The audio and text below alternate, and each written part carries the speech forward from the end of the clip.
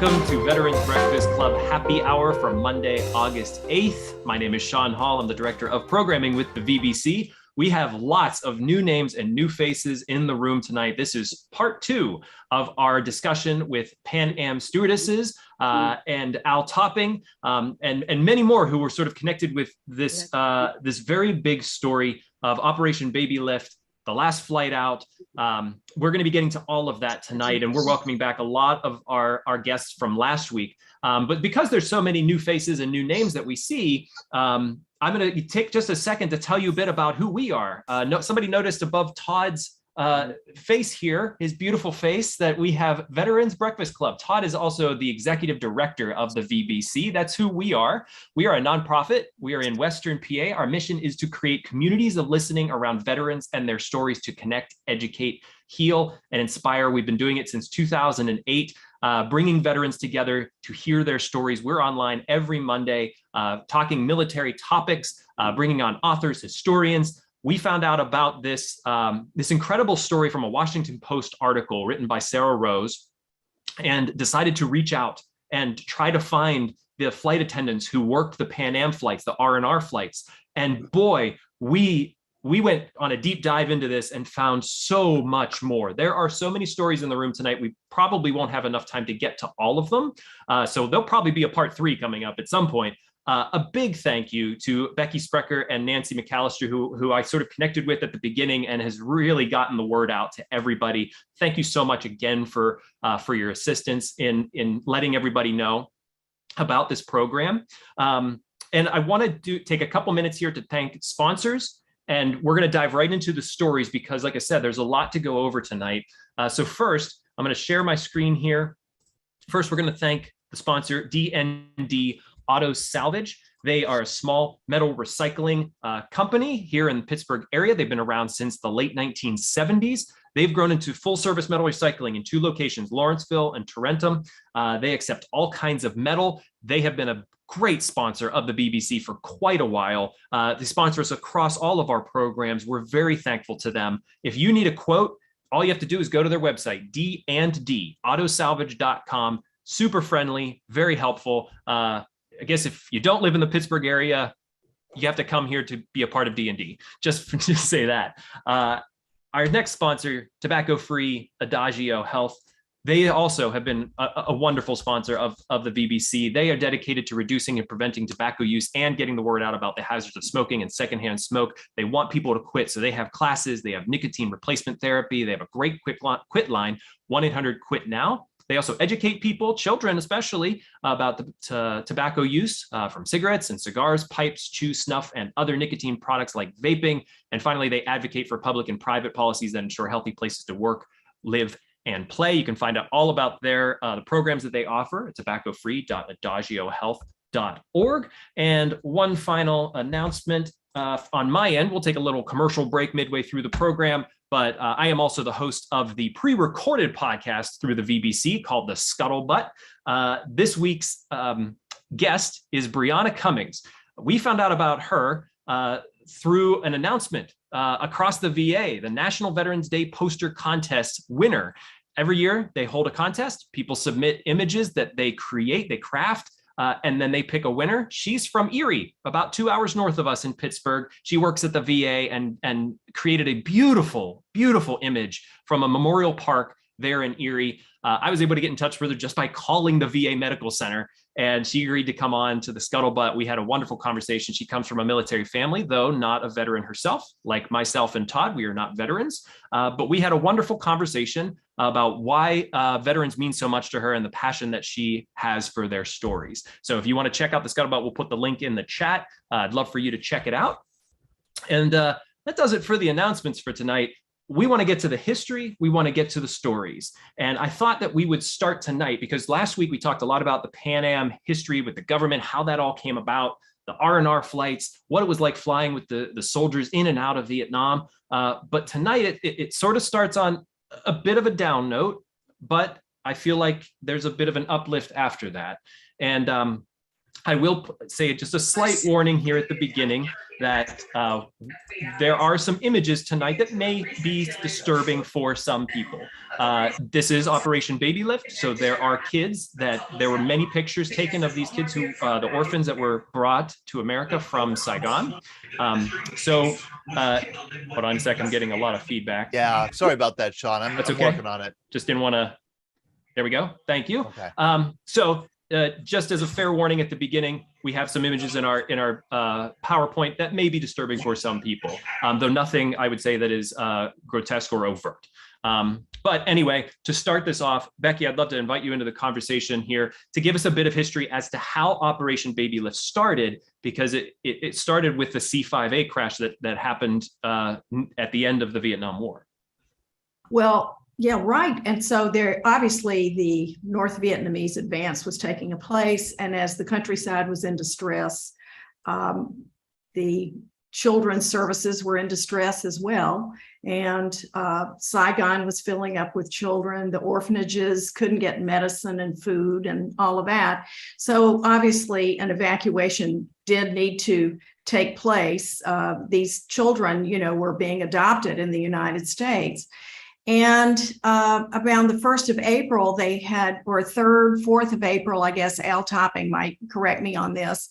They had a C-5A that they filled up with, escorts and nurses and children. And after takeoff, the rear door blew out. And at the time, nobody knew what happened, whether or not it was sniper fire or some sort of malfunction. But at any rate, they were coming back around to land, and then landed in the rice paddies about a mile short of the runway. And pretty much everybody on the lower level was killed. Now, this was on all of the television news outlets around the world. And in Connecticut, a man named Bob McCauley was watching this. And he was so moved that he just called up Pan Am in New York and said, I want to charter a 747 to come out there and pick up all of the survivors of the C-5A crash and as many other orphans as you can get on the plane. And Bob later was head of an organization called AmeriCares. And that is how the Operation Babylift plans were set in motion, and it was approved in conjunction with government approvals. And that is where our story picks up. You mentioned just when you're in this, you mentioned that a lot of the kids were being adopted already. How was that possible? Do you know how they were able to be adopted this early? Like they had never gone over, like nowadays you have to go over, you have to, sit in front of a judge. There's a whole process. How was this taken care of back then? Why don't you ask Sister Mary Nell that question, see if she can elaborate. Sister Mary? Did she come back? Taylor, yes, Rosemary Taylor, an Australian, had come to Australia in the late 60s in order to work on a refugee program with the Australian Council of Churches. When she arrived, she was well aware of the plight of orphans, and then got involved in securing families overseas who would adopt children from Vietnam. So she really pioneered the whole process, both in the United States and working with organizations in France, in Great Britain, in Germany, in Belgium, in Switzerland, in Italy, and also children going to Australia. So there were children really all over who were in the nurseries there in Vietnam who were destined for families all over the globe. I know Carol Mason, you were one of those children. You're with us tonight. Thank you so much for joining us. I have some wonderful pictures of you as a child, but also of your wedding here in our PowerPoint. Do you remember this as a child? How old were you?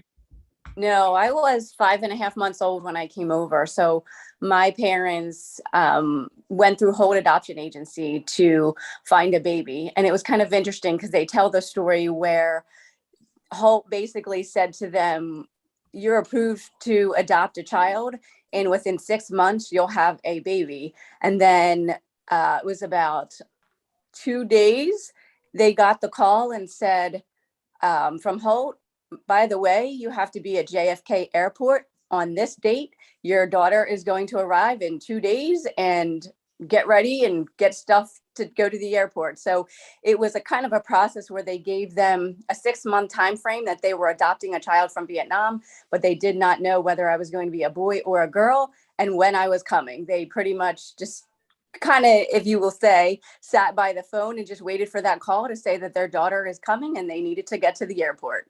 So no, I don't remember any of it. I was 5.5 months old when I came over on April 5th. This is such a joyous picture. Can you tell us a bit about your upbringing? Sure. I was raised in Boothwyn, Pennsylvania, which is a suburb outside of Philadelphia. I went to a school that's, primarily white people and Black. So I was, of course, the only Asian in the school, actually in the area. So I didn't know any other adopted people or any other people from Vietnam, or for that sake, Korea, China, anywhere. I was raised in a very good family. I was an only child. I had always wished for brothers and sisters, but it was just me. I grew up in the suburbs. It was a really nice area. I had a good amount of friends, but, I would say growing up as a child, it was a little tough because, of course, I didn't look like anyone else. I was the only one that, was Asian. And so people would ask different questions, or, "Oh, you're here, and where did you come from? And do you know your parents?" So, of course, at a very young age, I knew from the time I could speak that I was adopted. So I would just tell everyone my story of me being adopted and that my parents could not have kids. And I grew up just pretty much like any other, child in a Christian family, a nice home. I got to do many activities. They did pretty much everything they could do for me as, just being, for me, as being an only child. Was there anything that your parents back in Vietnam left with you on the flight? Did you take anything with you? A lot of children had bracelets with their names on them. Yes, I had a bracelet on. I still have it, actually. And I did come with a bunch of papers that was given to me by my adopted mother when I was 16 years old. She gave me a huge big box and said, "Here you are." And of course, it took me, probably a full day to go through the material. It was all the things from when I was born in the hospital, my feeding records, my immunizations, the diseases that I had before I had even come over here, because I believe it was chickenpox and measles before I came over, and my mother's name. So unfortunately, I had no other information. The story was that I was adopted, but my mother came into the hospital in Saigon, and being in Saigon, after she had me, she just left the hospital. They waited for months for family or anyone to come back for me, and no one ever came. So at that time, Holt Nutrition Center took over, and I went to one of the Holt orphanages until it was time for me to be adopted. So I was born in October. I came over on April 5th on one of the last flights out on April 5th of 1975. And I don't have any other information. I did do a DNA test as well to find biological family, but I haven't found anyone yet, of course, but I'm still looking, and I'm always hopeful. Have you traveled back to Vietnam? I have not. That has been one of my dreams and life goals. Unfortunately, with raising a family and having kids, I kind of come last. So I, haven't been back yet, although I would very much love to go soon. I thought about it during the pandemic, like right before the pandemic, and then of course the pandemic hit. So no, I haven't been back, but I do plan on going someday. This is Sister Mary Nell, and perhaps I can give a little background information that may be both helpful to Carol as well as any other Vietnamese adoptee who's tuned in with us. The bracelets that you're speaking of that were on the children's arms were the hospital style bracelets, which identified the child. Those were not gifts from the parents. Carol's description of her mother giving birth in a maternity hospital and not returning for a variety of reasons. I think we at this time really can't begin to imagine the poverty that was rampant in Vietnam. All men were in military service. Women were doing all of the farming, the merchandising, all the working. And so mothers couldn't always handle another child. It just wasn't feasible. And so that's why orphanages were caring for so many children who could not be raised by their birth families. And Carol, and anyone else who's a Holt baby, Bob Chamness was the director of Holt and began their program in Saigon in 1974. They met with Rosemary and some of us there and learned some of the ropes in terms of dealing with the Vietnamese government as well as the American government for adoption processing. Thank you, Sister Mary. The last picture that I showed was Carol, you with Ingrid. Ingrid, I'm going to have you unmute. Ingrid, you were a part of Operation Babylift, is that right? Yes, I was on that flight, yes. Now, did you have to, was this a part of your regular bidding, or was this something that you volunteered to do? No, it was not a part of bidding. This was, I was actually on an R&R trip, and I went from San Francisco to Honolulu to Guam, and then to Hong Kong. And when we were in Hong Kong, we had a nice layover, went to Macau, came back, and we came home, and it's on April 4th, and we, my roommate and I, we turn on the TV, and we see on the television the C-5A that had crashed in the rice paddy and all the children that died. And we were in tears, terrified watching this event. And while we're watching it, the doorbell, the bellman is knocking on the door and giving us a telegram saying that we're now rescheduled to fly Operation Babylift to Saigon. I mean, we were absolutely terrified. We notified our whole crew, and of course, nobody wanted to go. And I was 3 months pregnant, but we were not. Pan Am stipulated that if once you find out you're pregnant, you have to tell them and go on a maternity leave. I didn't do that because I wanted to keep flying. So, and my roommate, nobody knows. So I was really in a turmoil. Excuse me if I interrupt you real quick, Ingrid. You were 3 months pregnant? Uh-huh.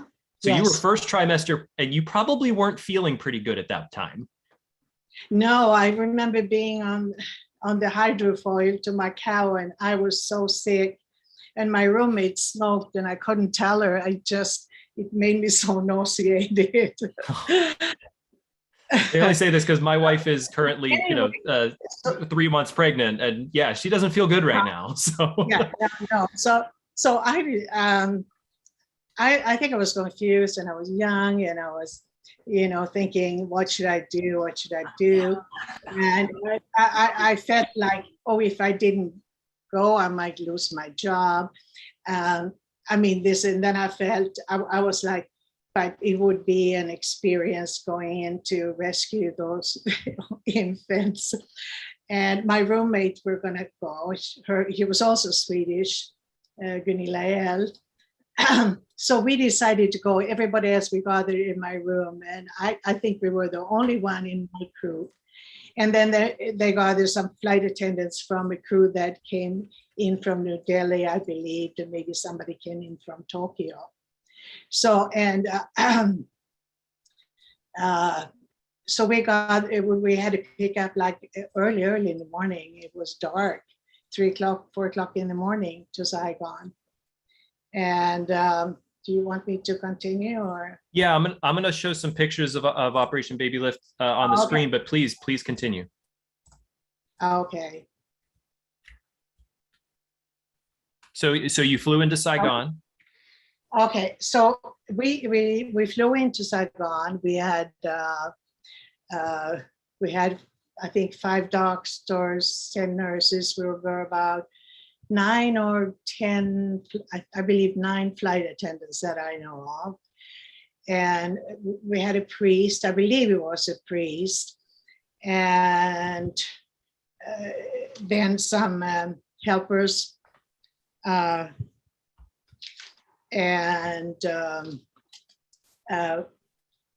when after takeoff, and we came on an airplane. It was baby bottle, bassinets, diapers,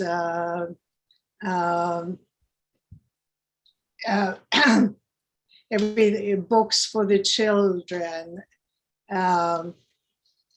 extra clothing, everything that you could think of the airplane was packed. Yeah. Packed. And Toya Werner, she was a purser. She's right there on that picture. She was very organized. She just went, let's just get organized. And we unwrapped all those bassinets that were stacked. They were wrapped in plastic and they were stacked.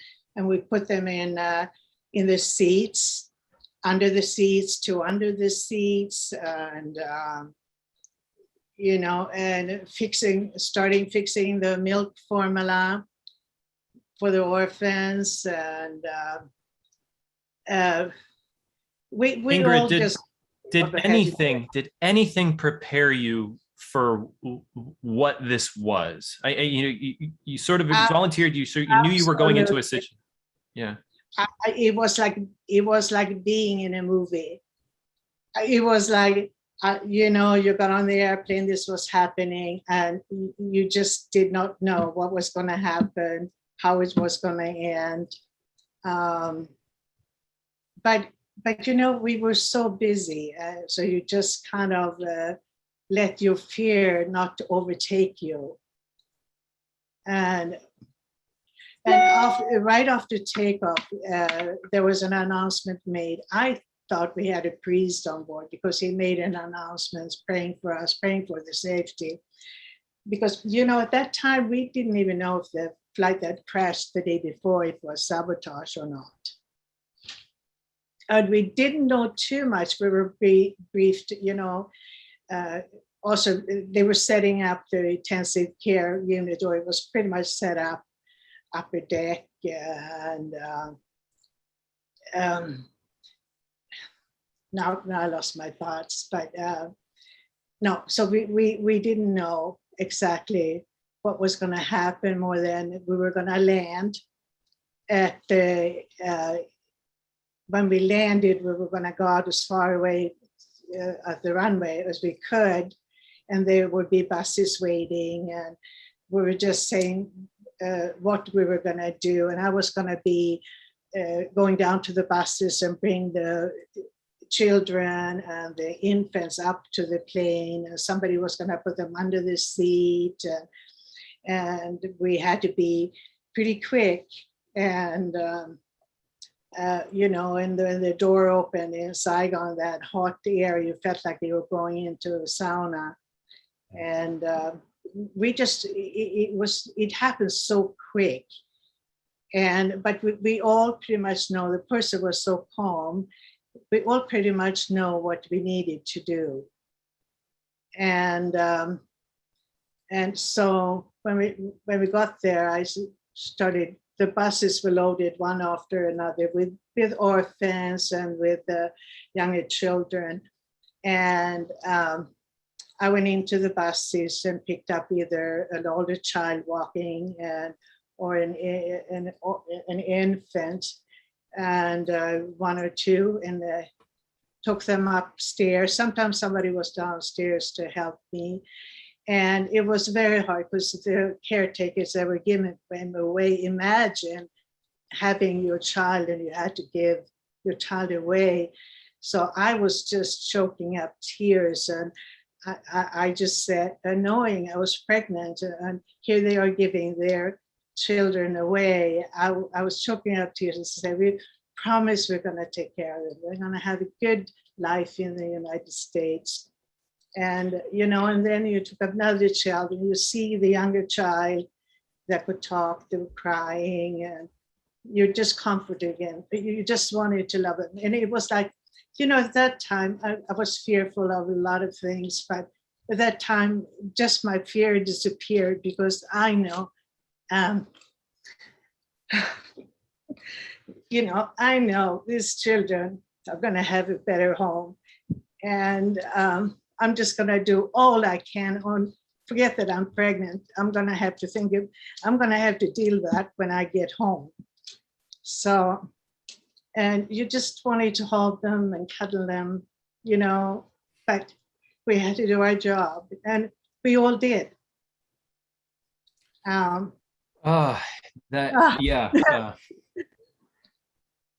So, and then when all the children were born, of course, it's all this crying. Cacophony of. And I thought, gee whiz, one baby is not going to be so bad. It was all, but in a way, it was like, it was in a way, it was beautiful. It was the beautiful sound of crying babies. And the smell. And it was small. And I was sitting all the way on the 747 at the R5, and you're kind of looking at the seat, and the plane looks empty because they're so short. Yeah. So, it almost looked like you look forward. If you're taking a picture, it would look like an empty airplane.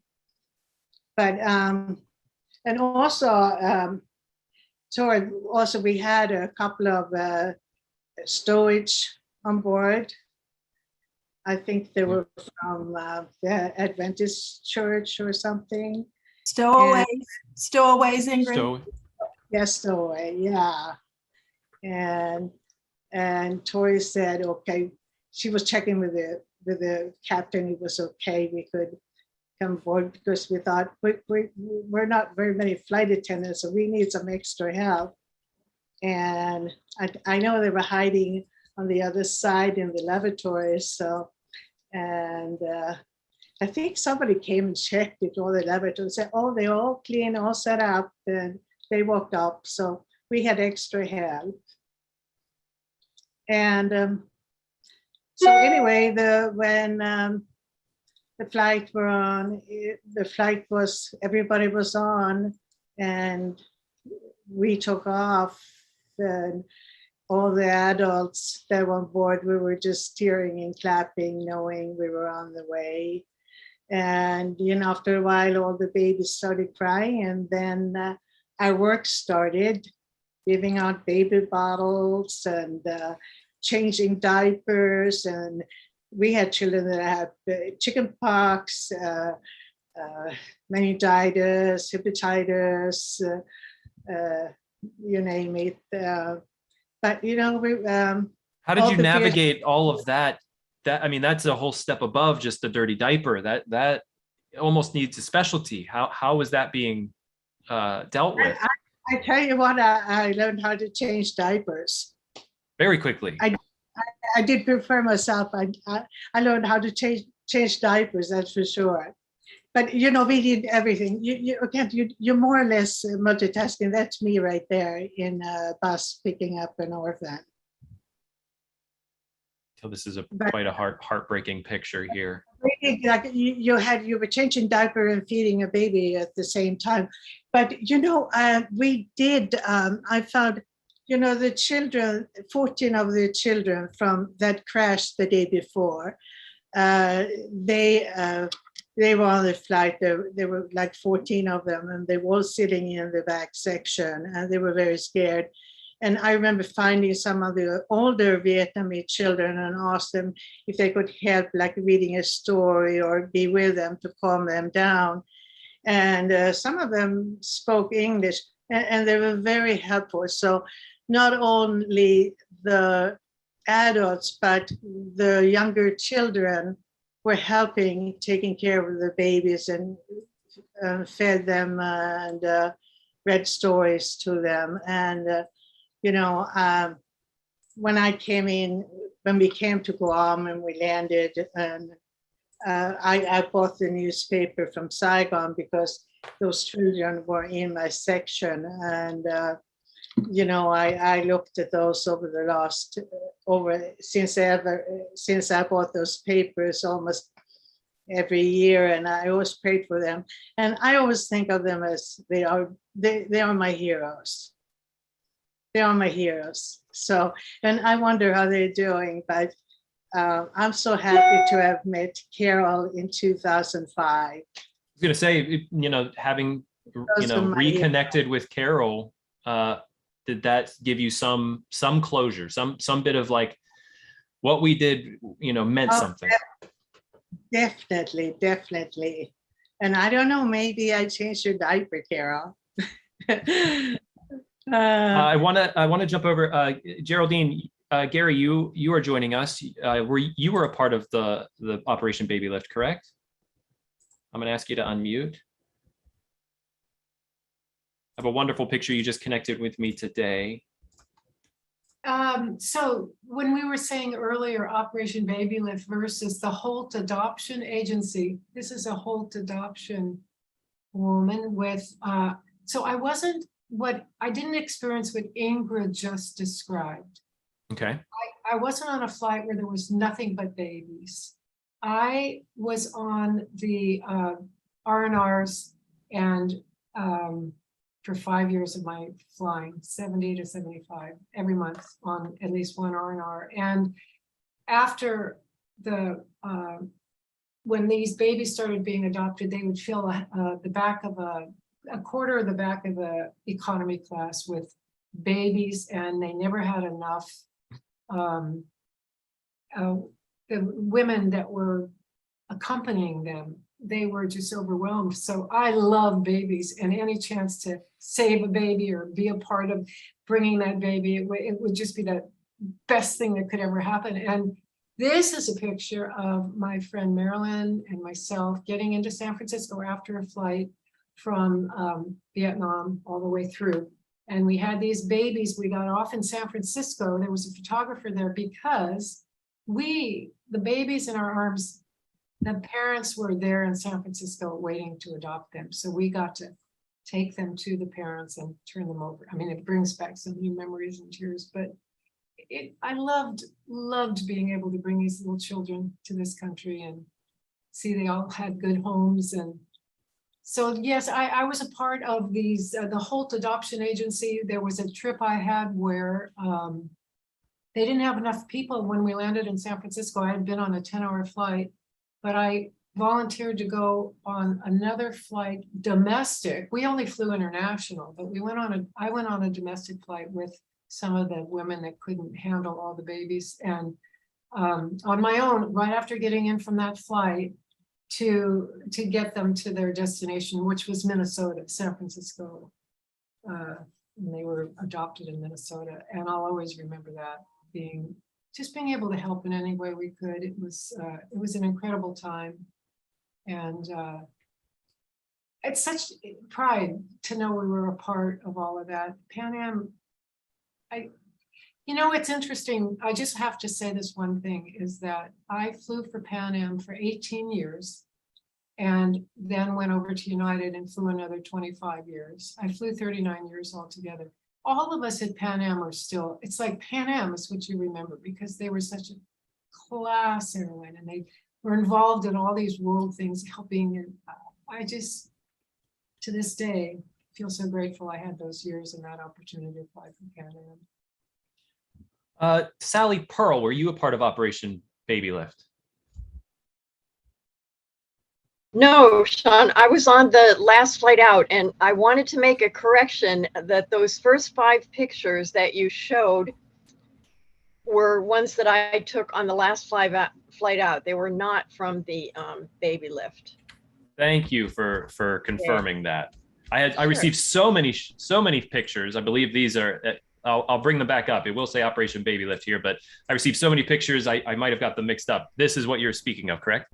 Yes, that's right. That was the top one was on the transit in Saigon. Some of us didn't go into the terminal because I had heard these stories about people wanting to give their children to you to take out. You know, I didn't really want to see that. And there was plenty to do because we, you know, had a few babies brought on, and that was our captain in the other picture feeding a baby. And then these are during the, this other one is during the flight, Laura Lee. Yes, those are during the flight, and that one too. So just those 5 were from that last flight out. Thank you. Sure. Ingrid, one more question for you.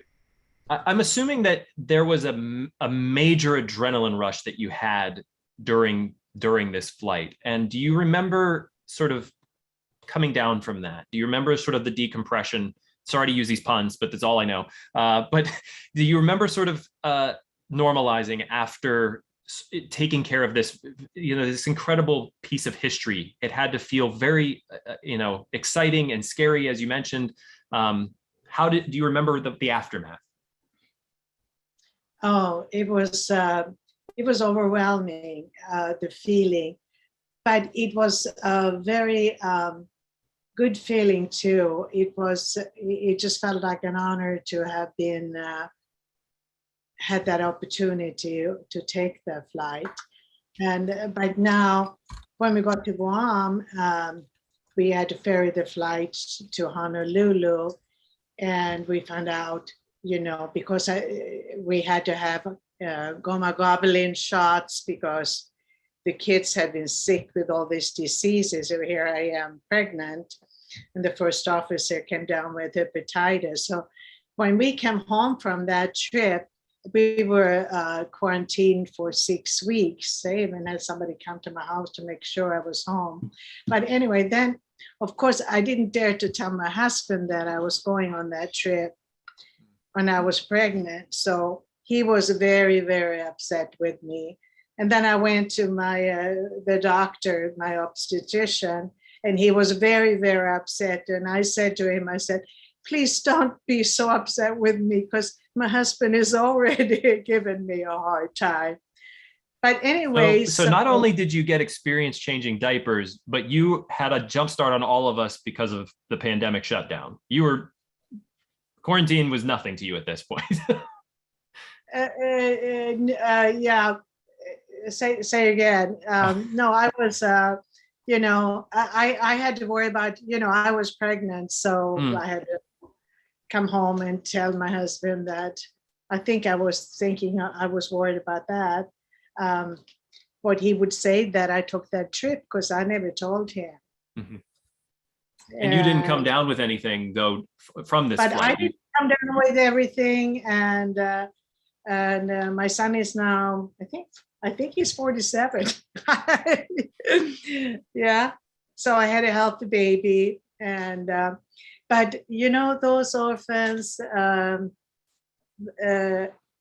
all in my heart. They will always be in my heart, and I will always pray for them. And I say they are my heroes. So thank you. Yeah. Sister Mary, you have your hand up.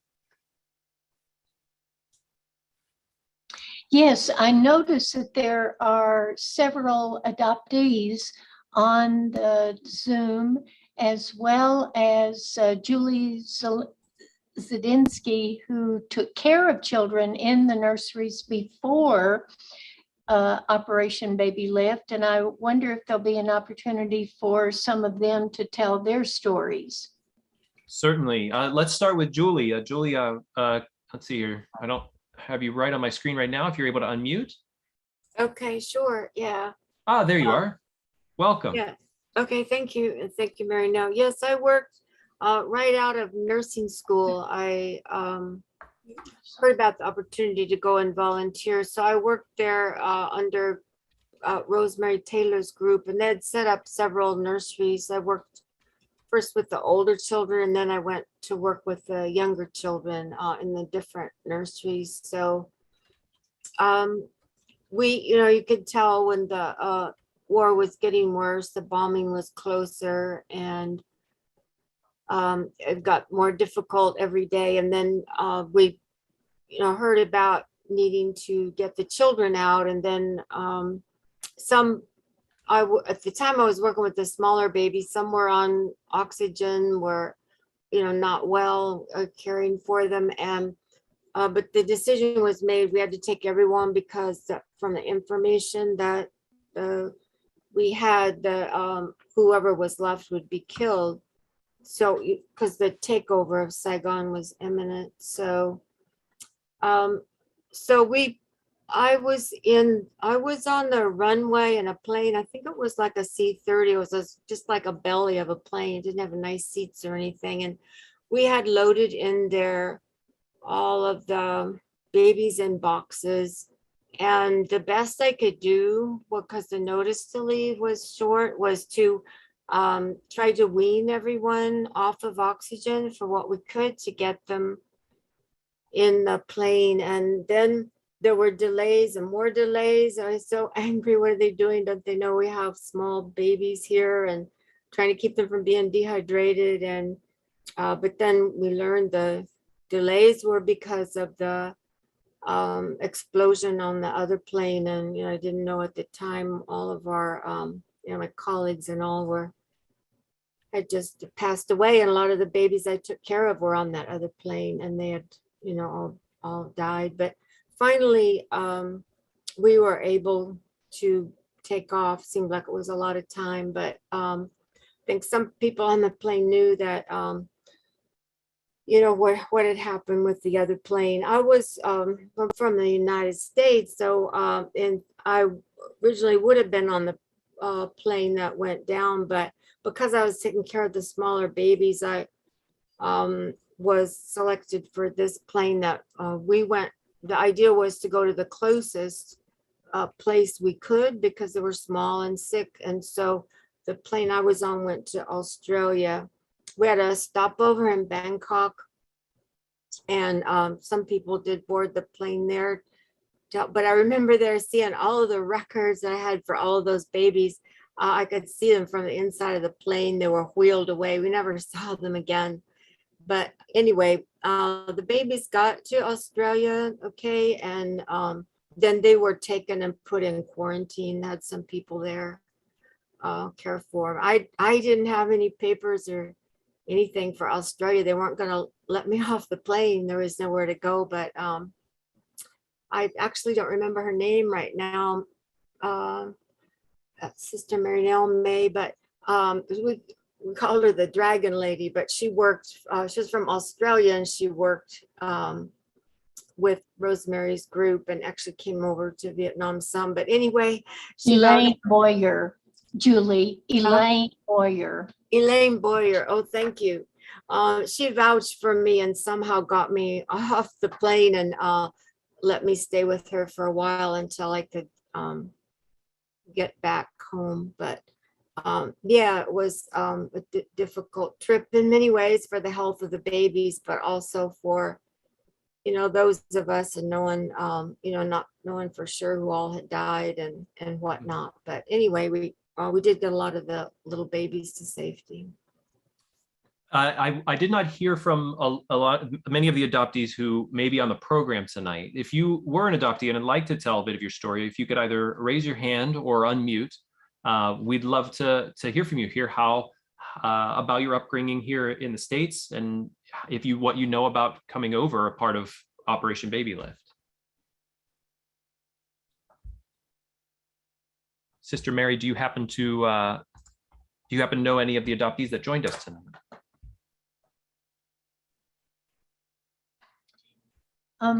I think that Devaki Mert is on the phone. Maybe, I'm not sure if she's still on. And I saw Katie Nixon, are you there? And Connie Bowl, who helped us tremendously from her base in Connecticut in an organization called Friends of Children. And Connie was actually the person who contacted Bob McCauley to see about getting the Pan Am plane to come. And so Connie may have some stories to tell too. She worked with some of the adoptive families on the East Coast. But I saw Devaki, I saw Katie. Anybody want to chime in? You know, I saw Katie and I don't see her now. And Connie's raising her hand. Connie. Okay, Connie, you're there. Hi, Connie. Why don't you unmute? I'll ask you to unmute, Connie. Can you hear me? We can hear you. Welcome. Okay. I'm holding a picture up. I thought you might like to see. Does anybody recognize the gentleman? I'll spotlight it for everyone. Can you hold it up for us? That looks like President Ford. That's right. He was there and he greeted the first plane that landed in San Francisco and took one of the babies off. I happen to know who that baby is, but the family wishes to remain anonymous. Yep, that's the picture, but I took this picture. And also a nice picture of Rosemary, which I thought you might like to see. These two sit on my desk, along with a lot of other memorabilia of time in Vietnam. Can you talk to us a bit about your experience that day? Yeah, I was out in the Presidio with Mary Nell, and it was crazy.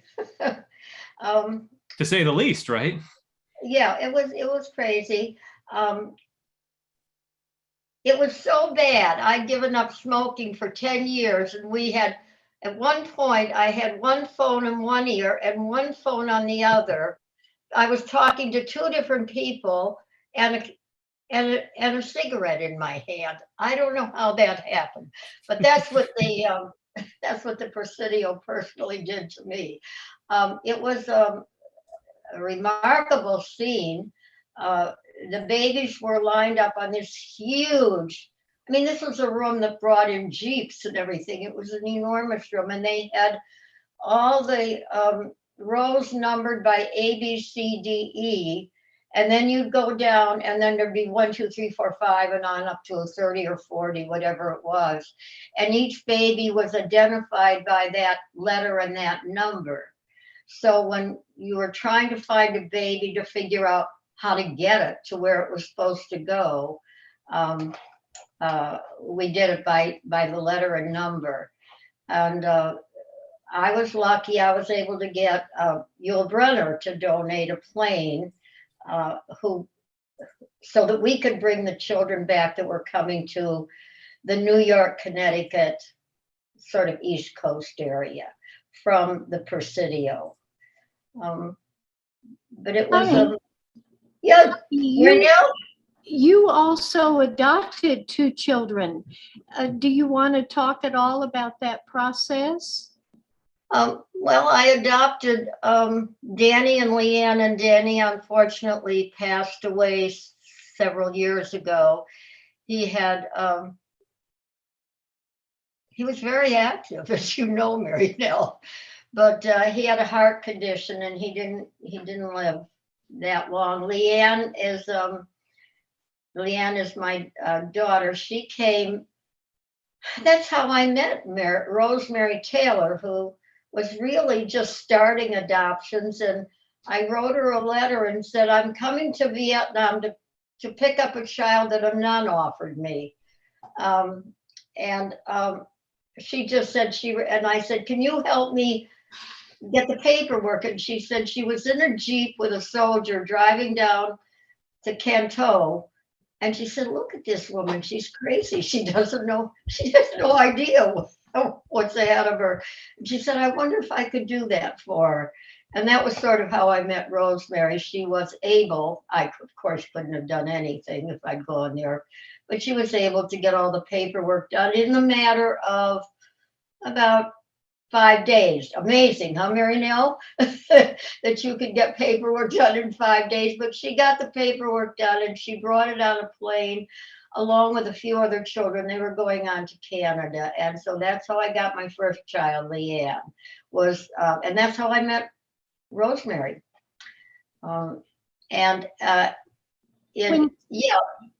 Connie mentioned about the children, once they arrived in San Francisco, they were taken to the Presidio there in San Francisco, a military base. And it was Harmon Hall, Harmon, where the children were received, and some wonderful volunteers there in the San Francisco area got everything organized in terms of volunteer mattresses on which the children were kept and could depart, got doctors to come from the various hospitals in San Francisco to examine the children. It was a wonderful community organization and response to a crisis.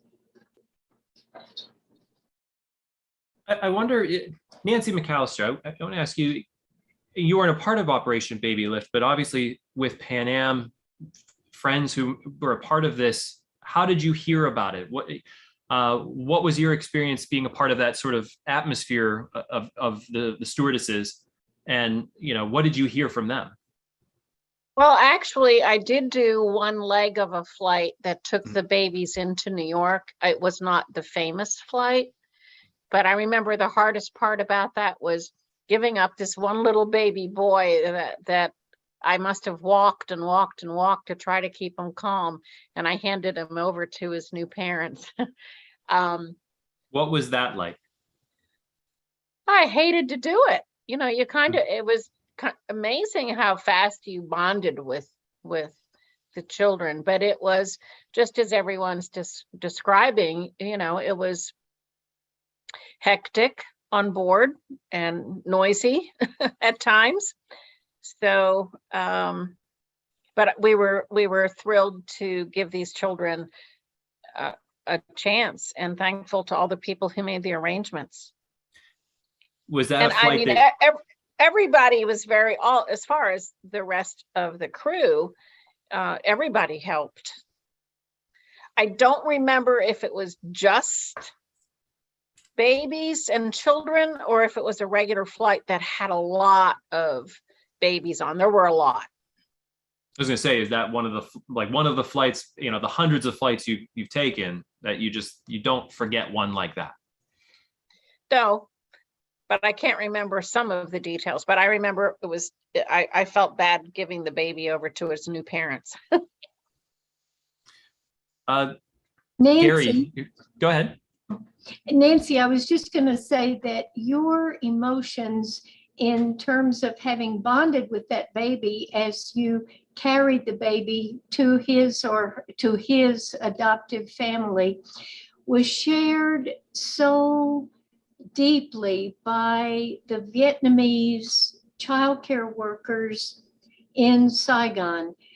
In our nursery, as in the other 3 of Rosemary's nurseries, we employed a large number of childcare workers, a day staff, a night staff, and those girls, ladies, cared for the same children day after day after day, feeding them, playing with them, bathing them, changing them. And when that child was fortunate enough to have exit paperwork from the Vietnamese government and entry visas to the country of their adoptive families, that departure day was so sad for that Vietnamese girl or lady. And so afterwards, before the baby lift, when things were so-called normal, we would receive letters with photos of the children in their new homes and give those to the child care workers, and oh, they treasured them. And as I'll a bet. matter of fact, when we took a group of adoptees back to Vietnam on a motherland tour, we met with some of our former child care workers, and they brought to the meeting some of the pictures of the children whom they had cared for, and those photos that they had kept through all those years, from the 70s until the late 90s, 1990s, 20 plus years. They still remembered how important that child, that baby was to them. I'm going to break in here now. I'm sorry to interrupt, but this is Todd. I'm the executive director of the Veterans Breakfast Club, and I'm just going to break in with some unwelcome announcements. This is kind of like a station identification. This is the Veterans Breakfast Club. We're having this wonderful conversation about Operation Babylift and the last flight out. I wanted to make sure that I let people know that this is a program, this VBC happy hour that we're having, that we have every Monday night at 7 p.m. Eastern. And it's always something new. It's always something fascinating. Next week, we're going to have Malika Morgan on. She's a lieutenant colonel with an inspiring story to share. She went to Morgan State, a historically Black college, and ROTC there, and now she's the head of the ROTC there, and she'll be moving on to a Pentagon job very shortly if she hasn't already. She's going to be our kind of featured veteran guest next week. And then we also have, as an added bonus, our veteran in the know, Ron Gianta, who I believe is on this call. Ron, are you here with us? Ron, that's your cue.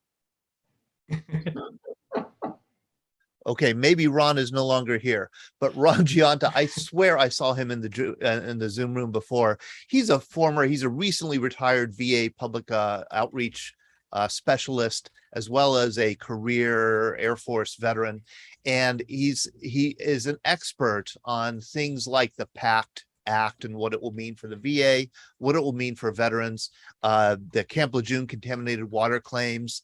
And we're going to spend some time next week talking about those things. And Ron's going to be brushing up on what the PAC Act mean, that the burn pit legislation that recently passed Congress, what that means for our veterans and for the VA. So please do come with your questions. We also have a special event coming up on Friday, August 26th. We're calling it the 4 Heroes of World War II event. One of our heroes is Julia Parsons. She's pictured here, codebreaker, 101-year-old Navy wave. Julia, are you with us here tonight? I believe you are. Oh, I saw Julia. I know Julia's here. Man, you guys are tough. All right, Julia, Ron, Julia Parsons is going to be one of the 4 we're going to honor. The other is May Cryer. She was a true Rosie the Riveter, riveted B-17s at Boeing in Seattle. We have Vince Speranza, who is a kind of a legend in Bastogne, Belgium, for serving the wounded beer out of his helmet, and they now serve beer out of little helmets in Bastogne, in a particular bar that I happen to be at. And so Vince Speranza is going to be joining us, and then Mart Cohn, who's a Holocaust survivor turned spy. She was a French intelligence officer who snuck into Germany, posing as a German nurse during World War II, and brought intelligence back to the French intelligence service. She's 102 years old. She's coming to Pittsburgh at the end of the month to be part of this special celebration. You could get tickets. I'll put the link to the tickets here in the chat.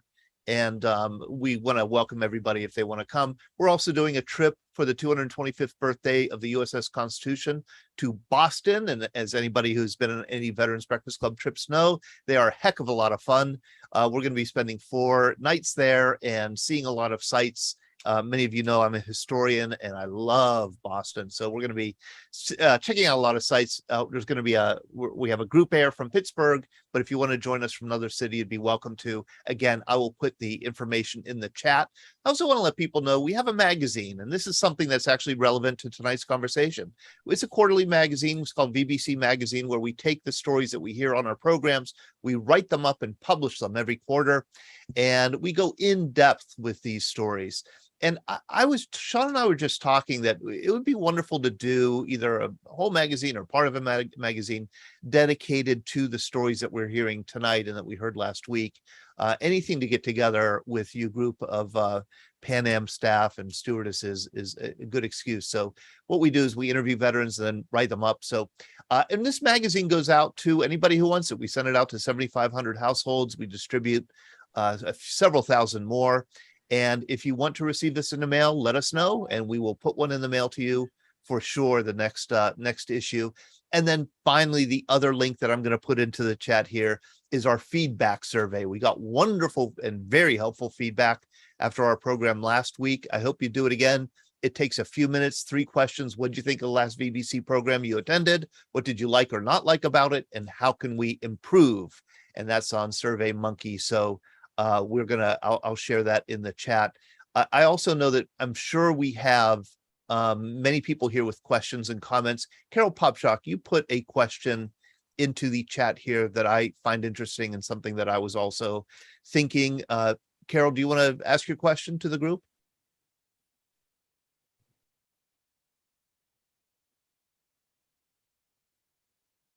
Okay, Sean, strike 3. Nobody's talking to me, so I'm going to turn it back over to you.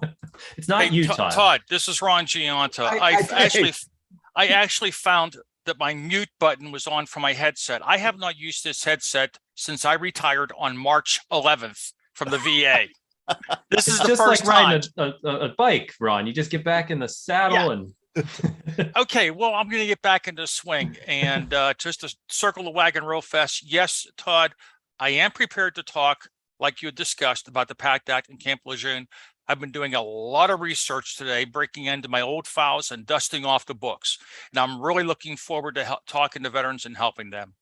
Thank you so much, Ron. Thank you for coming on tonight and for joining us next week to share that information. Carol, go ahead. Yes. Yeah, I was just able to find the unmute button. I'm on my PC instead of my iPad tonight, so this is getting used to the different setup on the PC. My apologies. I was just curious. I noticed in looking at the photographs with the rest of the audience that there are obviously a lot of children in these airlifts that were that had at least one American parent. And I wondered if that had any effect on the way those children were treated in Vietnam, and did it put them in any particular danger if they were not airlifted? Black. Mm-hmm. Carol, this is Sister Mary Nell, and I'd like to respond, and others may have their ideas as well, which we'll be glad to hear. Knowing that it appeared as if the North was going to be victorious and take over the South, then there had been rumors coming down as the VC were taking over provinces in the north of South Vietnam that were not positive towards the treatment of mixed race children. And in fact, they would be seen as children of the enemy. And so that was part of the reason why some mixed race children were abandoned. And then that also added impetus to us to make sure that, if at all possible, the mixed race children could depart for adoptive families.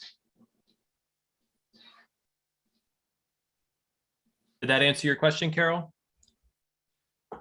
Yes, and I think what it suggests is how much more harrowing this whole process was. There was another layer of risk and reward layered on top of what was already there, just trying to evacuate a city under siege, an area under siege. So I have that much more admiration for all the people who were involved in it. Just remarkable. I'm going to be switching up to the last flight out and talking with Al Topping here in just a second. I have one more question for Carol Mason. Carol, hearing the stories tonight, and just like Carol said, the sort of in-depth, there's a whole nother layer here. Are these stories something that you already knew, or is this something that you find out about the more you come to reunions and talk with people who were a part of this part of history? A lot of it I've known. I've kind of been in, I will just say, the adoptee community since 2000. So I've been going to reunions and meeting with fellow adoptees and meeting new ones since 2000. So it's kind of been a long time since I've been doing this.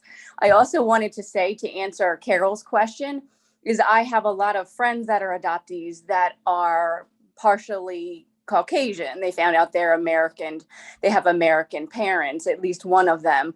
And they too even know the same thing, is the stories that they've been told is that the children that were mixed race were unwanted. So they kind of, in the adoptee community, we kind of know these things, just about speaking with so many other adoptees. Like I said, every time that I go to a reunion, which again, the most recent one was with Ingrid just a few months ago, I meet new adoptees, and there's people that, like me, back in 2000, kind of started my journey meeting other adoptees and Pan Am stews and people that were involved with the whole Babylift. And then there's adoptees that, as of yesterday or last month, that are still starting their journey just now, finding out about other adoptees. So what I usually say is that each person, each adoptee has a unique story that even at, age 45, 46, 47, in their 50s, they're still trying to learn about the history, because some don't know, some haven't even found any information until now. Whereas in 2000, I kind of started my journey and have been learning a lot of things since. Thank you, Carol. Jim Roberts, I asked you to unmute because I thought you had a great question here in the chat. I thought you might ask it to the group. Right. My question basically is, were these children from only the Saigon area, or was there an effort to bring the children in the northern provinces south as things were falling apart? This is Sister Mary Nell, and we worked closely with the sisters who had the orphanage in China Beach outside Da Nang, as well as a number of Sisters of Providence orphanages in the Delta. So we were caring for children in our nurseries who had come both from the Delta as well as the northern provinces of South Vietnam. Thank you, Sister Mary. I'd like to bring into the conversation and switch up here to the last flight out. Thank you, everybody, for your stories about Operation Babylift. Certainly, I agree with Carol. There was a lot of layers there. I'm sure we could continue on that conversation for many more hours. But I wanted to jump over to Al, because part of this conversation about the Pan Am stewardesses was the last flight out of Saigon. And Al, you were in charge of Pan Am across Southeast Asia, and you're here with us tonight, correct? Can you hear me now? We can hear you. How are you? Oh, great. Listen, I'm sorry for the delay. We had some thunderstorms rolling through central Florida this afternoon. I think that might have something to do with my problems getting online with you guys tonight. Not a problem. We appreciate you coming back. I want to start with this picture because I believe, are you in this picture? Yeah. If you look just ahead of the engine cowling there, that's me right there. And was this Operation Babylift? This is April 5th, 1975, when we were loading a lot of the survivors from the C-5A crash on April 4th. Yeah. Before we get to last flight out, can you describe for me what this scene was? What was going through your mind? Oh, well, I think someone mentioned already that there was a possibility that the C-5A crash could have been sabotage. And at this point, 24 hours later, we had no idea what caused the crash. So as we were loading these babies, we were sort of spot checking in terms of some of these babies, spot checking to see if any explosive may have been, hidden within their diapers, believe it or not, because we had no idea what had happened. But that particular day, we carried almost 700 babies and children from Saigon to the United States on 2 747s. We had one 747 come in and we loaded all the children and everyone else. And I had told New York that we did not want to have 2 747s on the ground at the same time, because it's just too much of a tempting target from the folks outside of town to do some really serious damage. So what we did was we had it set up as soon as the first airplane was loaded and was on takeoff roll. The second airplane was on final approach to Saigon. And we did the whole thing over again, loading on all the babies. And I'll never forget that as that second airplane took off, I just had a sinking feeling. I'm thinking all these babies going all the way to the United States, some of them not in the greatest of health. In fact, I think a couple of them may have passed away en route. But prior to that departure, I went on the plane, and if you can imagine, almost 300 plus children in bassinets and file boxes and whatever. And they're all crying and screaming, and the diapers are all, pretty well used at that point. And the stench, and it was just remarkable that these kids were going to go all the way to across the Pacific Ocean. And of course, the flight attendants involved, we had crew changes along the way, but that was quite a heroic effort. And fortunately, it all worked out, without any incidents at all. I see, is it T? T, are you raising your hand? Do you have a question? I'll ask you to unmute. Can you hear me? Yes. Okay. T is my wife. This is her iPad. I was on the last flight out. The last, you were on that flight. You were with him, Al. Well, Al doesn't remember me. I had 4 kids, and they parked us up in the lounge behind the cockpit. And I remember we were on the airplane, and there's just a whole lot of details, but I'll throw a few out. And we're waiting and trying to get clearance to use the runway, and that didn't happen, and that didn't happen. And then they started the engines, and all of a sudden the plane started to jerk, and it backed up, which surprised the daylights out of me. And then after a little bit, Al Topping came up the ladder, and he had directed the plane to back up onto a taxiway. And after a little bit, the cockpit revved the engines with the brakes on, let the brakes go, and everything lurched. And went down the taxiway right by the tower and up into the air. It's the shortest roll I've ever seen for an airplane that size. But I had worked with Rosemary Taylor's outfit as a volunteer, and she had asked me, since I had to leave before they could clear everybody out, if I would take 4 children to the States. And the trick is that there was 4 sets of papers for Vietnam and 4 sets of papers for the US, neither of which matched any of the kids. So it was critically important that the authorities didn't see the kids when the paperwork was done. But how did you conceal that?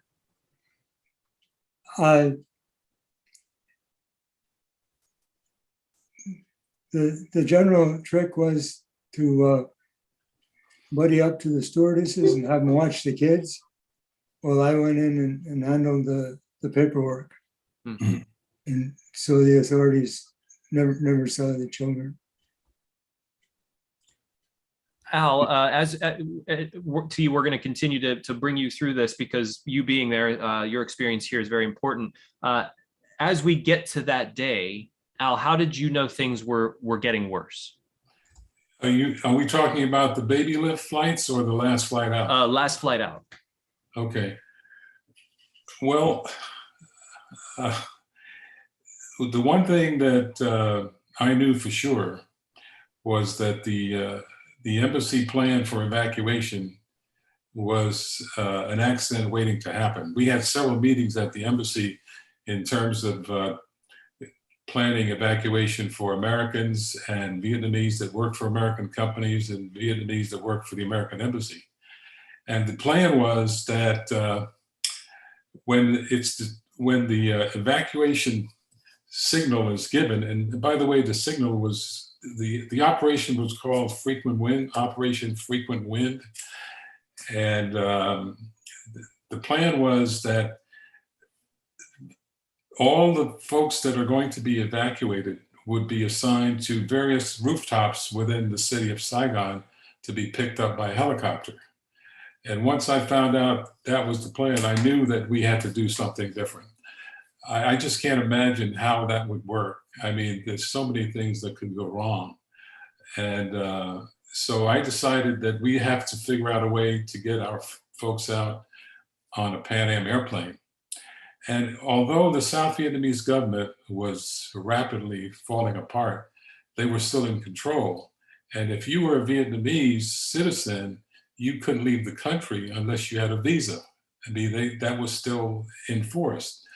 So the connection between Operation Babylift and our evacuation plan gave me the idea that since the government had waived all of the normal paperwork for orphans to leave the country, how could I get the government to allow me to adopt our employees as if they were orphans? So our human resources manager went down to the foreign ministry, and I told him, I said, find out what kind of paperwork I have to fill out, bring it back, and tell them that I want to adopt our employees as the official company representative for Pan Am. And he thought I would, he looked at me like maybe I lost it at this point. Anyway, he came back with a stack of forms. I mean, a stack of forms. And it's all written in Vietnamese, of course. And just to back up for 1 second, the company had approved the evacuation of our staff and their immediate families.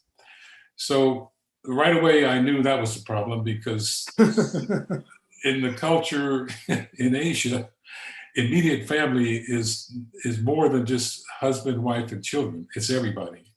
So I had our employees, our managers, give me a list of the employees and the immediate family members that would be evacuated. Of course, all this time we're running out of time now. It's after April 5th, and I had a feeling that they were not sure that this was going to happen.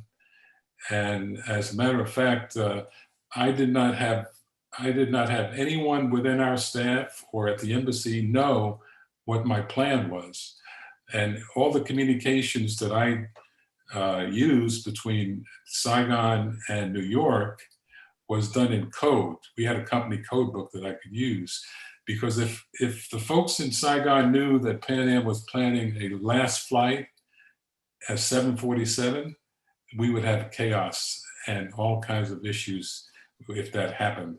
So even our staff, they didn't know what the plan was, but I just told them to have faith in me and we'll work it out. And that's a lot of trust. Oh yeah, because you have to remember, at this point, Saigon is like just about to explode, because on April 8th, in the morning of April 8th, I'm sitting in my office downtown, and all of a sudden, there's an airplane flying over the office building, probably within 100 feet of the rooftop. It sounded like it was going to crash in the building. And the next thing, and a few seconds later, there was an explosion. And this airplane was an F-5 fighter, dropped a bomb on the grounds of the presidential palace. And the office was full of people, and everybody's screaming, running out in the street. And my secretary comes running in the office and says, "Mr. Topping, the Viet Cong are here." I'll tell you what, right away I said, "Oh, I waited too long. We should have evacuated sooner." So my first thing was, I got in the car, went out to the airport, because we had a flight coming in that day from Manila, with about 300 people booked on that flight. And I got a message right away from New York saying that that flight is going to be canceled because Saigon is under attack. So I had to get on the phone right away. And on the way to the airport, I found out from the embassy, because I had a two-way radio from the embassy that I could communicate with them on any kind of issue that would come up. And they told me that that airplane was flown by a South Vietnamese pilot who was trying to bomb the palace. And it was an isolated incident, and there was no other issues to be concerned about at this time.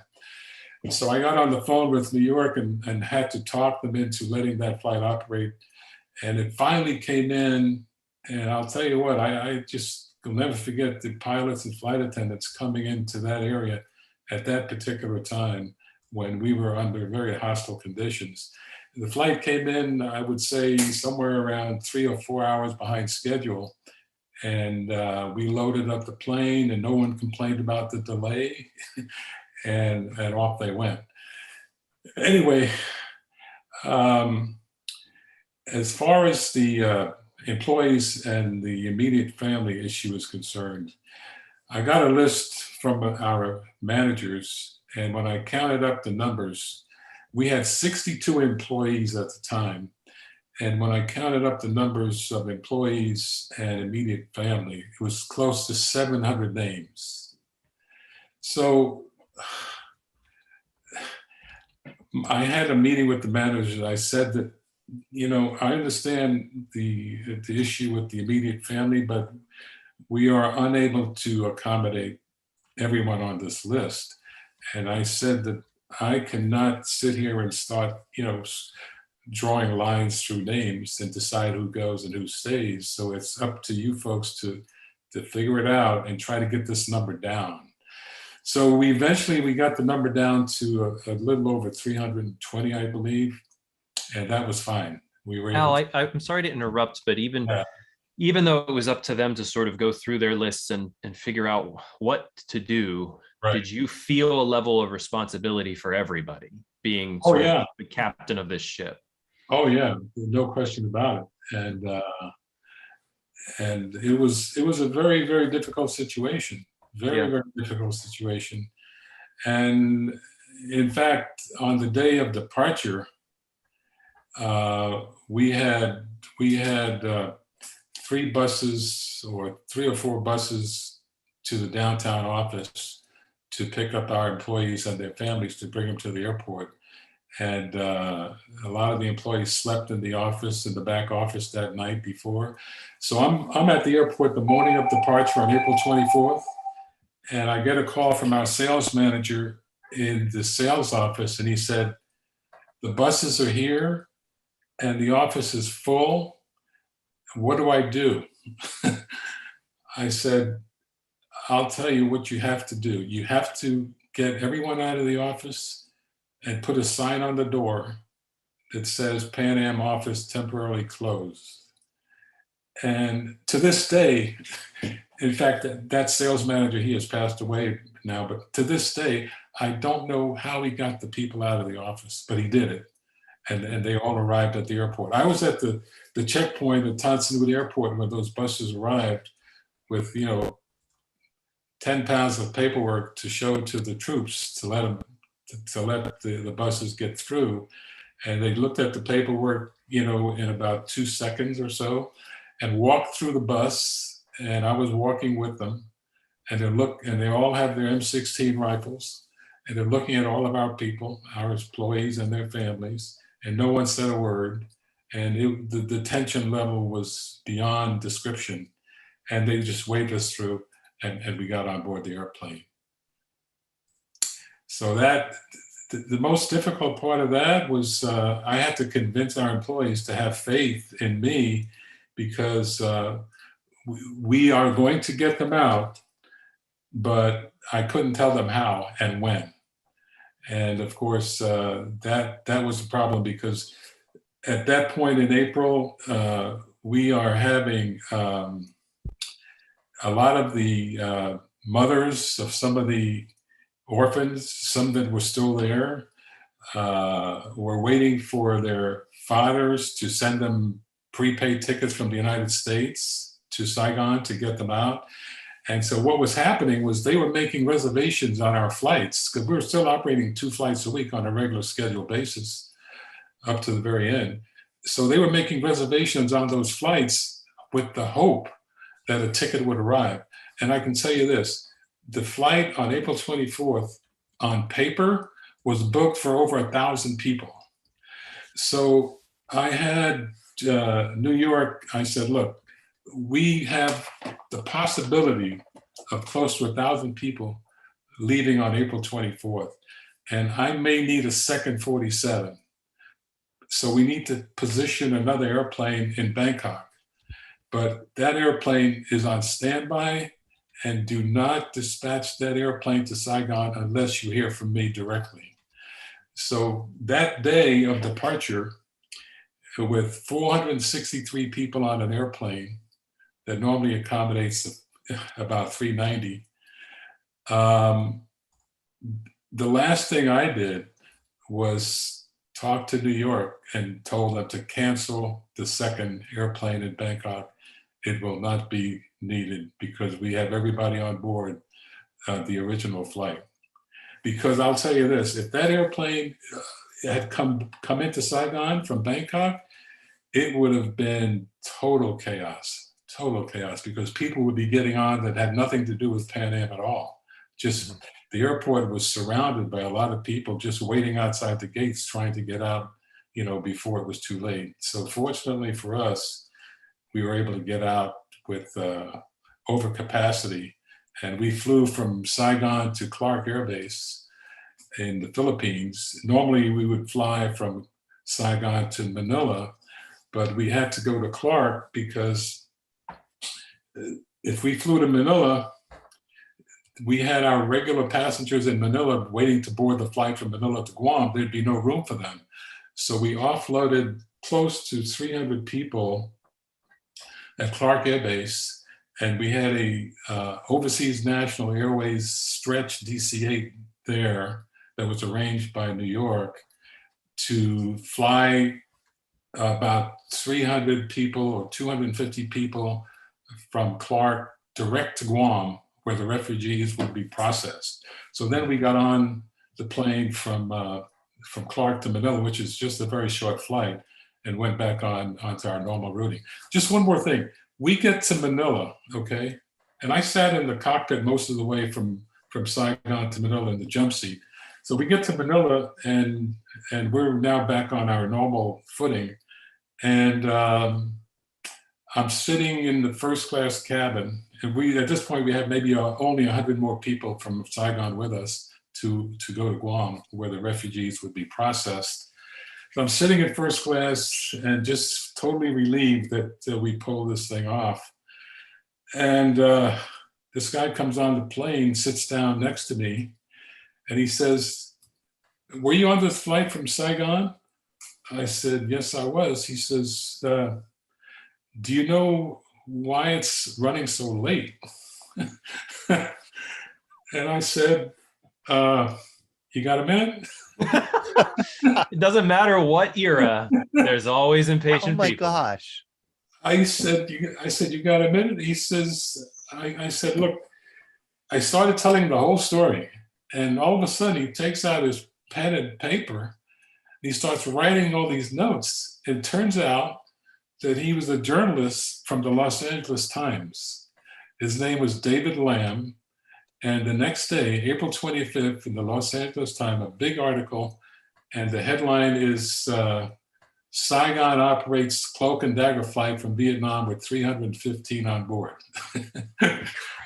That was in the LA Times on April 25th, 1975. There's a bit more detail I want to get to. I want to make a quick note that we are at time, but we're going to extend because this story is way too important for us to just say, cool, thanks, we'll see you next week. So we're going to continue on with the conversation here past our normal time at 8:30, but please, everyone, stick with us because there's a lot to get to with even more here, more detail, and especially John T. I know it's your wife's name, but John, if you're still with us, we'd love to hear from you about more of your experience. Al, what instructions did you give to the employees as the time came? Well, my instructions was that we would plan to evacuate everyone prior to the end of the month, because I had decided that Saigon would fall. I spent a lot of sleepless nights trying to figure out when would be the ideal time to depart, because if you left too early, you probably shouldn't leave too early because people were still trying to get out. Our flights were still operating normally. We're carrying a lot of people on a regular schedule. So my instructions was to have faith in me, and on the day of departure, which I don't have at the moment, you will only be allowed to carry a Pan Am like flight bag for carry-on. There'll be no luggage, no personal effects and furniture, anything like that, just a Pan Am flight bag to carry on board. And that was basically it. And of course, the issue too was, okay, what do we do when all these folks get to the United States? Well, actually, we hired a lot of those employees. They were very well trained. Some of them worked in Guam. Some of them worked in Honolulu. Some of them worked in California. Some of them worked in Washington. In fact, one of our sales agents, she stayed in Guam and married one of the local employees there.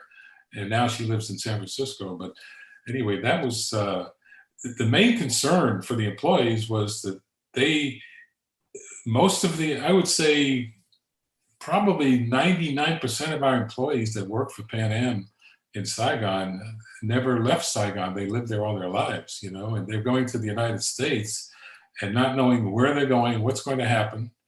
And our folks in Guam, they did a fantastic job. We basically bought a motel and put everybody up in the motel, and then they all had to go through the refugee processing procedures in Guam to get all the proper documentation for entry into the United States. You also have a book, Wings of Freedom, that I put the link for in the chat here. Carol, you said it's a great read. You've read it.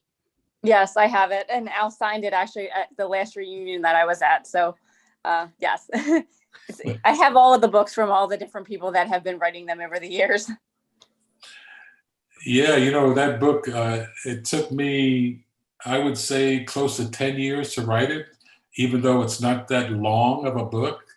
But what happened was I would write some things and then I would put it down for a couple of years and write some more things and put it down.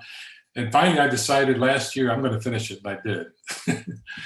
And the book, compared to the movie Last Flight Out, is a totally different thing because working with the Hollywood folks, you find out that they have, the so-called liberties to be creative when making a movie. And artistic freedom that they artistic license. Yeah. Artistic license, right. And for anyone who does not know about this, I did hear about the Last Flight Out. Who played Al Topping should be on Jeopardy. Yes. In the Last Flight Out TV movie, which you can still find on YouTube. I did, and I watched it. And there's your answer. Yeah. I'll tell you what, when I first saw that movie and saw the finished product, it was a feeling I can't describe it accurately, but when you watch a movie, a part of your life, and they're using your real name. It is really quite a feeling. I mean, it's just, and when I first met James Earl Jones, we had a press conference out in California, and he walks into the room and he looked at me and he said, "You must be Al Topping." And I said, "And you must be James Earl Jones." That's how we met. It was, but the one scene, I got to tell you, one scene in the movie, when things were really falling apart, deteriorating in Saigon, I was so frustrated because we get word from New York that the FAA has canceled all U.S. carrier commercial flights in and out of Saigon due to the level of hostilities. And we're getting this message just a few days before April 24th. Mm. Finally, within a matter of 48 hours or so, we find out that back in New York and Washington, our folks were able to arrange to have that flight operate as a government charter between Manila and Saigon and back to Manila. So it was not designated as a commercial flight. And that's how we're able to do it. But that scene in the movie, I'm in the office at the airport, and so frustrated, I take my entire desk, flip it over with all the papers, and I take a book and slam it against the wall. And I said, "Damn it." And people ask me, "Did that really happen?" I said, "No, that wasn't me." I was going to ask, that was the one scene that stuck out to me, other than James Earl Jones consistently saying, "It'll be chaos," in his wonderful James Earl Jones voice. I mean, to have somebody as iconic as James Earl Jones play a legend like Al Topping, it's sort of the best of all worlds. Pam Taylor, I do want to ask you, were you on the last flight out, that assignment? Let me ask you to unmute. Yes, she was. Pam Taylor was, yeah. How were you notified of that assignment? Well, I was home in the evening in Berkeley, and I was just fixing dinner, and I got a telephone call from my supervisor. And she asked if I would be willing to go into Saigon on a Mercy flight to evacuate the refugees. So I told her I'd call her back in 15 minutes. I wanted to talk to my husband, and I called back and said I'd go. I was sent to Guam right away, where I sat for 10 days, and I didn't find anyone else there that was due to go on that flight. So after 10 days, I was sent into Saigon on one of the 2 commercial flights that we had per week. That was a Tuesday. And I went in, that's a picture of he was my fiance, my husband in the end. But anyway, that was at Saigon at the airport. But anyway, I was sent in on the first commercial flight right before the last Mercy flight.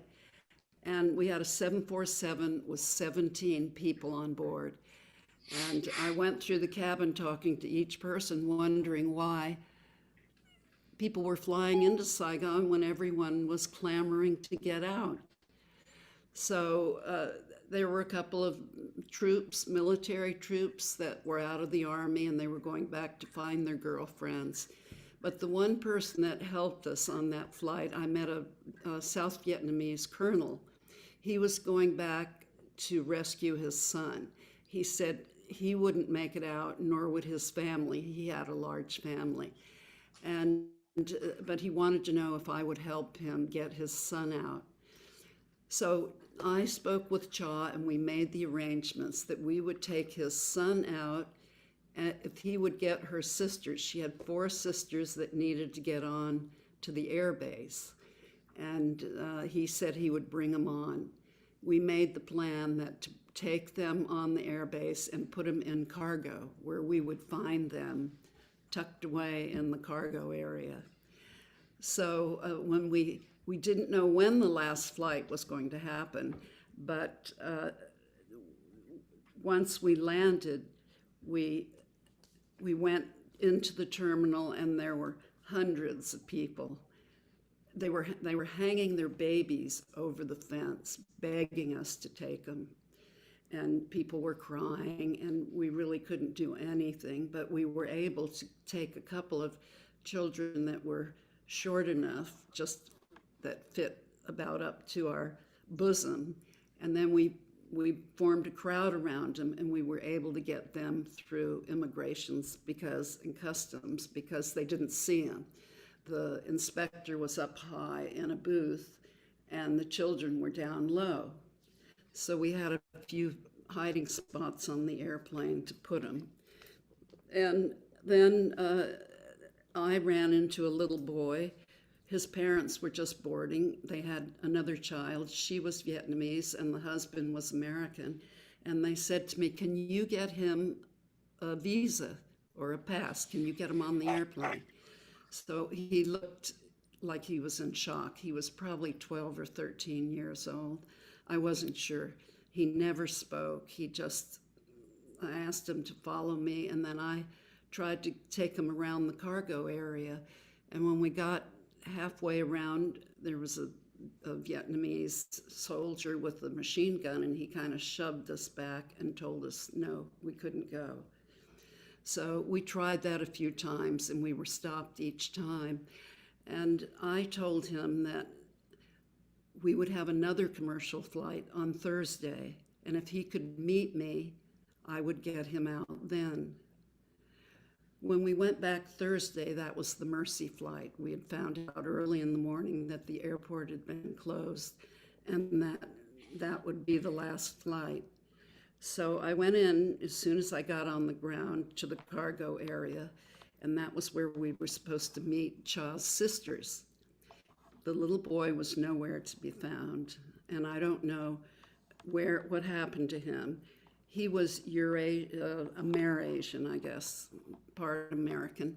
But several years after the evacuation, the U.S. government allowed many children that were Amerasian visas to leave Vietnam. And many people wanted those visas and were trying to buy them from the children who were half Vietnamese and half American. But many of them got out later. But anyway, once we got Cha's sisters, we had uniforms and wigs and things to put on them. We had collected them for the last few days. And the sisters got dressed. At first, when we went into cargo, we couldn't find them, but we located them in the back closet. And one of them had her 5-year-old son with her. She had left so quickly that she wasn't even allowed to contact her husband. He was out in the field. So she left without him. It took him almost 10 years to get out. Cha wanted to go after her parents who were in Saigon, but even though she was an American citizen and had an American passport, she was afraid to go. And I often thought maybe if we could have gone together, that she could have gotten her parents out. They did get out eventually, but it was many, many years. So once we headed over to the airplane, they still have the guards at the bottom of the ramp. They didn't want to let the refugees go up the ramp unless they had a visa. As Al said, they were still demanding visas. So we had a few people on board, and we went around with pillowcases, and we collected all their local money, the piastres, and they weren't going to need the money, so we collected kind of a half pillowcase full, and then we'd give it to the person at the bottom of the ramp, and then they started allowing more people on, and we still collected the money, and we got more and more on. I don't know how many we had in the end. They told us they could sit on the floor or stand up. They weren't allowed to bring much with them. They had very small bags. And then I had an American troop come up to me with a huge duffel bag, and he said, "We need to put this in the belly of the plane." And I said, "We're not allowed to take any baggage." And he said, "Well, it's your money." And he opened it up, and it was full of US dollars. So we took one bag under the airplane, but the rest of them we couldn't take. I don't know what happened to that bag when we landed, but we got people on board, and it was very sad because the people were leaving their country and their families, and many of them didn't have time to locate family members or even tell them. It was so sudden. And we got people on board. Then once we closed the doors, the people were, all of them were seated, but they would, every time I'd walk down the aisle, they would grab my hand and squeeze it. And as we started rolling, we stopped, and the captain said there was going to be a delay. And that was because a little fighter plane had crashed on the runway. And Captain Berg, who was our captain, Bob Berg, who was a wonderful man, he just would allow us to do anything. He told us once we arrived at the airport, before we, just to pick up the refugees, that he would put the red light on, flashing at the top of the aircraft, and if we were on the ground and saw that flashing light, to get back as soon as possible. But he promised he wouldn't leave any of us behind. But when the jet fighter crashed, Bob said he thought, later he said he thought they were going to try and take the airplane. Bob had a brother who was a POW in Vietnam, and he was still in captivity during that time. So he was worried too, if they took the airplane and then they found out he was the brother of a POW, that he may be thrown in with them. But he got permission to have someone bulldoze the plane off the runway, and they bulldozed it off, and we started rolling again, and of course we circled up. We always circled up in Vietnam and circled down so that we weren't too far out where we could be shot. But we got the plane up, and then several of the Vietnamese came up and wanted to know what they could do for us, if they could help us. When we landed, we were supposed to land in Manila, but they wouldn't allow us to land in Manila, and they sent us to Clark. So that was an extra 10 or 15 minutes away. We didn't have much fuel.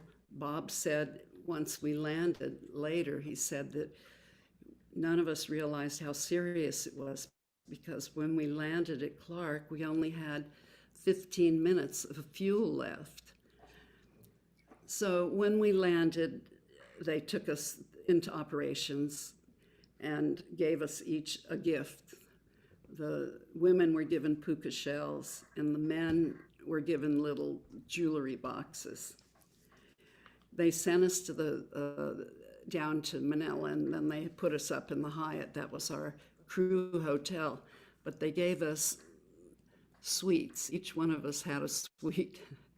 And I remember I couldn't sleep after that, and I just started writing letters to friends that I thought maybe could help employ Cha's sisters or some of the passengers.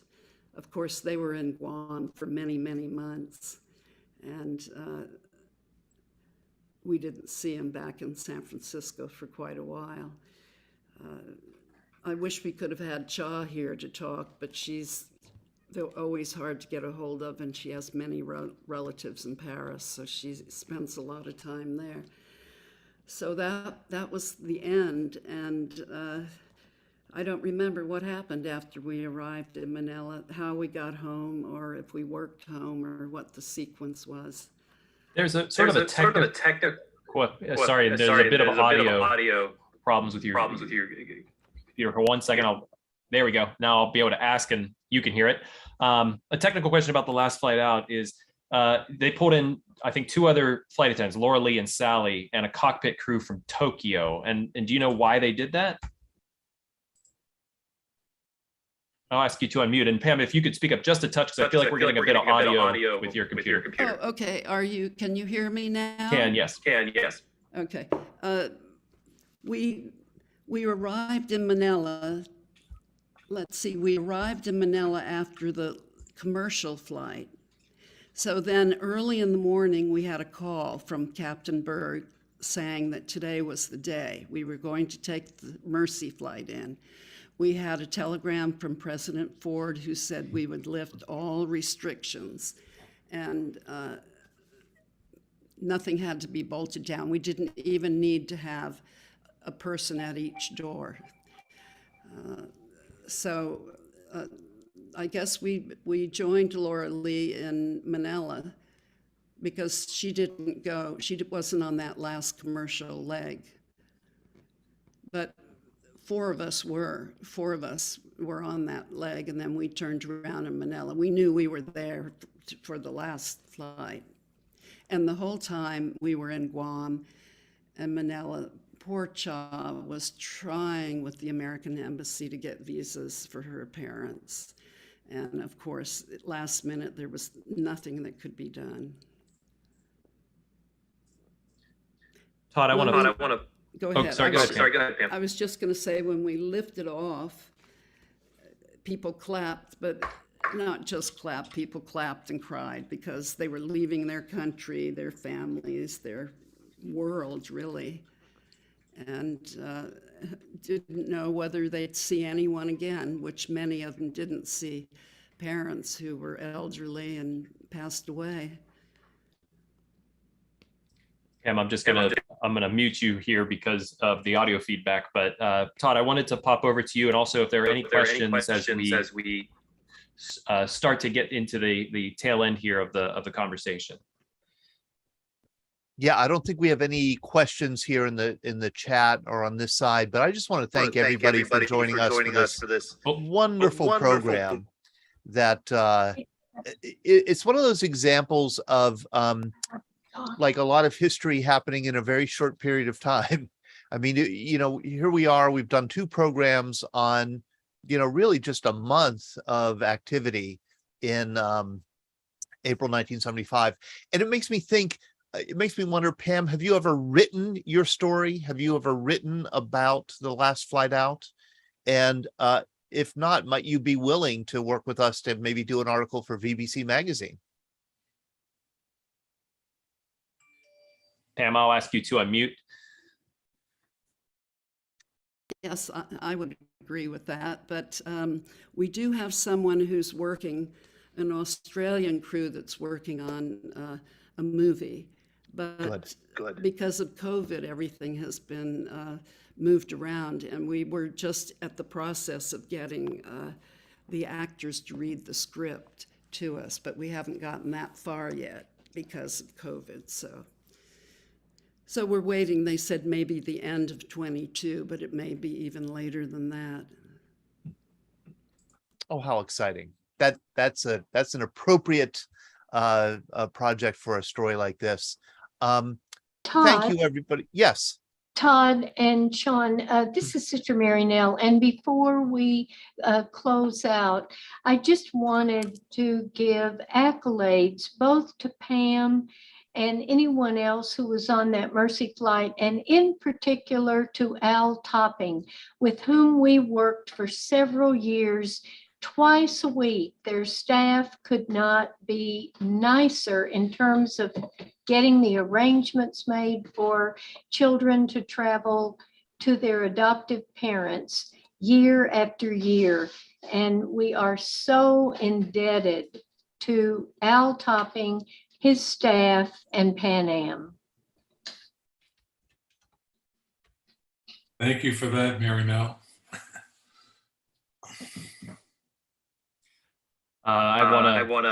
Sorry, Pam, I get a bit of audio feedback, so I'm just going to mute your microphone. Just only whenever I speak, I hear myself speak. Nobody wants to hear my voice. I want to thank everyone, all the flight attendants, the stewardesses, for coming onto this program, Al Topping, Sister Mary Nell, Julie, everyone for spending the time with us, Carol, over the past couple weeks, all the new faces that we've seen, for getting the word out, Becky and Nancy, and for everyone who said, yeah, sure, I'll come and spend a couple hours with you all and tell some stories and listen.